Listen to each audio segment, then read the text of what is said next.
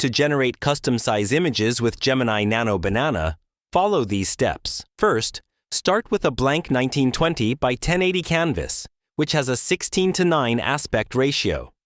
This will be the foundation for your custom image. Next, use the following image prompt format. Use the uploaded canvas as the output canvas. Preserve 16:9 aspect ratio. Prompt: do not crop. Extend canvas if needed. Replace prompt with your actual image description. For example, if you want to generate an image of a futuristic cityscape, your prompt would be: use the uploaded canvas as the output canvas. Preserve 16:9 aspect ratio.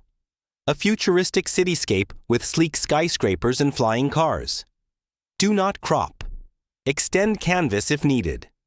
Always upload the blank canvas together with this prompt to ensure Gemini Nano Banana generates the image according to your specifications.